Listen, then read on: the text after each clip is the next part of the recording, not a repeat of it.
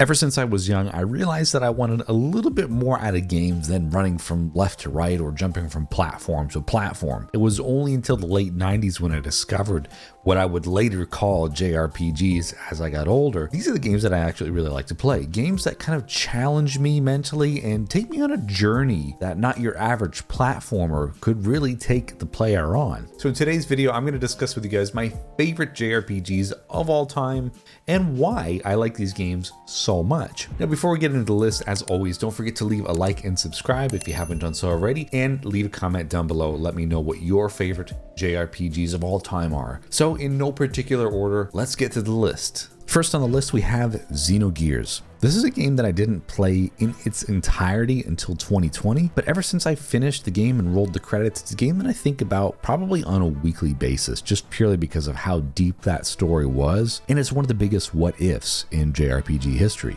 Xenogears, of course, is a really amazing game, with the first disc being totally jam-packed with turn-based awesomeness, and the second disc being essentially a graphic novel of sorts. And there's a lot of reasons behind that, but I'm not going to get into that in this video. If you want more of an explanation on that, check out my Xenogears video that I posted a few months ago. But I love the story of Faye, the depth to his character. I love the battle system in this game as well. Of course, it's turn-based, but it's more like action commandy, using different button commands and button presses to do different attacks. I love the gears, essentially the Gundams and the mechs of the game as well. The battle system with them, it's just really unique, and I don't think we've had anything like that since Xenogears came out. Of course, it is a masterpiece. Well, I would say just short of a masterpiece, of course, because of the way that the game was finished or sent out to players in an almost finished state, in my opinion anyway, but that doesn't make it any less of a good game. The reason why it's resonated with me is that story. That story is just absolutely incredible and timeless. The cool thing about Xenogears is that there's so many different characters here with a lot of different stories. Everybody brings a unique something to the table in terms of story. Again, I just think it's a really great game, really timeless game, and it's a game that I'll probably go back to every now and again to play, but man, I'll never forget the feeling of finishing that game for the first time and just saying, wow, I can't believe what I've just played. It was amazing. From one Xeno to another Xeno, next up we have Xenoblade Chronicles. I first played Xenoblade Chronicles through in 2021 with the Definitive Edition on Nintendo Switch, but I've tried to play it before on the Wii and then the 3DS, but it never really stuck with me until the Nintendo Switch version. But I love this game, and I really appreciate this game, of course, because of Operation Rainfall, which was a fan campaign that tried to get a bunch of games unstuck from Japan. Xenoblade Chronicles, of course, was a part of Operation Rainfall, and I don't know if they had a trilogy planned when they brought these games over to be localized for English-speaking audiences, but what we ended up with was an insanely great trilogy with really great DLC with each game, and I really love this game a lot. I love Shulk. I think the characters are great. The story in Xenoblade, like Xenogears, is a total head spinner. Of course, it's the start of a trilogy of games, and ending in the Xenoblade Future Redeemed DLC for Xenoblade Chronicles 3 is phenomenal. But the first game in the trilogy is really great. I love that world. I love the Bionis and the Mechonis. I love the sense of mystery that you have as well. I'm not going to get into spoilers here because it's very easy to spoil Xenoblade Chronicles, but the machines of the game have their own story to them as well. We'll leave it at that. But I found it really fascinating. The more that I played, I was just completely hooked on the world and the characters, and the music was awesome. The battle system, it takes a little bit to get used to, but I think it's my favorite battle system out of the trilogy, and I think it's a really accessible game as well with the Definitive Edition on the Nintendo Switch. I just think it's a great game, and I have a lot of respect and admiration for Xenoblade Chronicles. Now, before we get to the next game, I want to let you guys know that 97.8% of the people that watch my channel are not subscribed. That is a huge number. So if you could please consider subscribing to me as a smaller content creator, it really does make the difference. Thank you.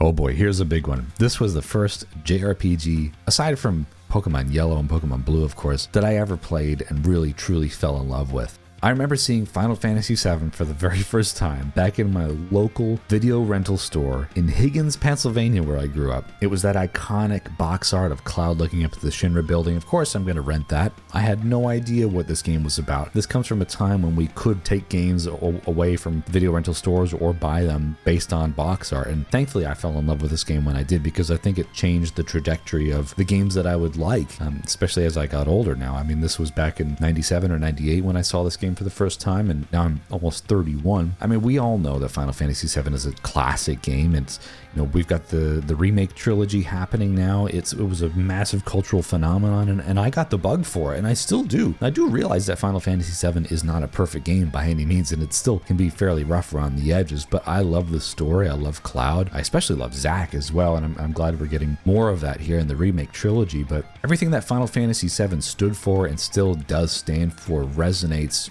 with me today just as much as it did back then. It was and still is a cultural phenomenon for a reason. I mean, it brought turn-based gaming to the forefront. I love the character designs. I mean, of course, the music is phenomenal. I mean, this is, some of the best work from Nobuo Uematsu, and it's a soundtrack I covered myself for my Final Fantasy VII Lifestream tribute album, which comes on vinyl as well. Link in the description if you want to buy these, but it totally changed my life in many ways. Of course, even influencing the music that I like and would later create. But I think Final Fantasy VII, like I said, stands for something special, and I think it still resonates with a lot of people. I know it's very vague, but I want to be brief here and not talk about Final Fantasy VII for ages. But yes, I am one of those Final Fantasy lovers who will never shut up about 7 being one of the best, if not the best. Okay, after Final Fantasy VII, we have Yakuza Like a Dragon. This was a game that really took me by surprise, and to be honest with you, I didn't even really have this on my radar at all. I was aware of the game coming out, and I saw it was turn-based, when they were doing the whole PR stuff, on release of the game, and I thought, okay, cool, but I never really had played a Yakuza game, and I didn't really have any interest in the series. It was only until 2022 when I got my Steam Deck and I was looking for some games to play, to test out. I saw that there was a sale for Yakuza Like a Dragon on Steam or something, so I figured, let's go ahead and give it a try. I think it looks cool, of course, and I like turn-based games, so why not give it a shot? But it was only until I started the game and immediately I was hooked on the story of Ichiban Kasuga and, being a part of the Yakuza and taking the fall for one of the Tojo clan or the Arakawa family clan members is essentially like a cover up, and his redemption story and coming out of jail and realizing that things aren't as they were, and maybe the things that he stood for and the people that he believed in weren't doing the right thing by him. And it's essentially like a story, as I think Ichiban says in the game, a rock bottom kind of moment, quite literally crawling his way up from nothing to something and finding new people and new areas and discovering that there's a lot of shady characters behind the scenes more than the Yakuza. And I think it's a really great and charming tale. It's very Japanese, of course, and I love that. I think it's great. I love Japan. I would live there if I could. And the sense of immersion that Yakuza Like a Dragon gives me is great. Overall, it's the battle system that really sold it for me, of course, in conjunction with the likability of all the characters. But I love this battle system. It's so funny because it's so real. It is what lifelike turn-based battles would look like. Yeah, the gameplay loop is incredibly addicting. I love, again, the immersion, and I love the story of Yakuza Like a Dragon, and I was always interested in seeing where Ichiban was going to go next, and I wanted to know how his tale unfolded. And of course, now we have Yakuza Like a Dragon Infinite Wealth as the new game that literally just came out, and I'm excited to check that out as well. But the initial entry in the turn-based series, I suppose, of Yakuza games with Like a Dragon totally blew me away. I loved it, and Ichiban is a great and lovable character. Last up on my list, if you know anything about me, this one will probably not come as a surprise. We have Earthbound. Earthbound is a game that I think I would dare almost say that I've kind of incorporated it into my personality. I made a video a couple months ago basically showing off all the things I love about Earthbound. I had the Earthbound birthday cake, I've got the toys, I've got the physical cartridge, I've got the guidebook, I've done the cosplay. Of course, I have my Earthbound tribute album, Boundless, as well, that I did a Kickstarter for a couple years ago. It's just such a huge part of my life. It all started when I fell in love with this random, weird, strange JRPG for the Super Nintendo that was absurdly expensive, maybe like 10 or 12 years ago, and I wanted to know more about it. When I first played Earthbound, I bought a physical cartridge from my local retro game store in Syracuse, New York, and I played it, and I was totally blown away with what was happening. Man, it just changed the way I felt about games and the way that I could feel while playing a game as well. And it's a shame that this game didn't catch on when it first came out, but I almost think that's very Earthbound of Earthbound to not take off in that way. I love how Earthbound seems so unassuming, But the more you play it, the weirder it gets. And it's, you know, all culminating with the final boss battle, which is just very strange. But everything that Earthbound is just totally awesome. I love all the weird and strange enemies you fight throughout your journey. And of course, you know, 4 random kids get together and save the world. I mean, how very Earthbound of Earthbound to do that. It's such a charming and quirky game. I love the art style.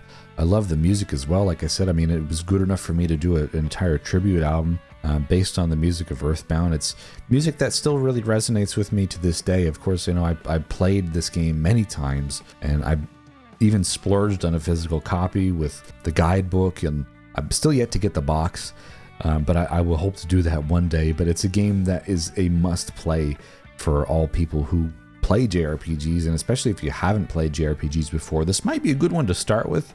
It's a bit weird, but if you hang with it, you'll find that it's kind of an emotional experience. So there you go, there's my list of favorite JRPGs of all time. Bit of a mix of new and old. That's me. I'd be interested to hear what you guys like. So if you want to leave a comment down below, let me know what your favorite JRPGs of all time are. This is the cool thing about YouTube. Everybody's got a different opinion, and I'm so interested to engage with you guys and see what games you like. Maybe if you don't like Earthbound, tell me why. If you do like Earthbound, tell me why as well, for example. But aside from that, don't forget to leave a like and subscribe if you haven't done so already. I guess that's it for today's video, so we'll see you again on the next one. Take care and ta-da.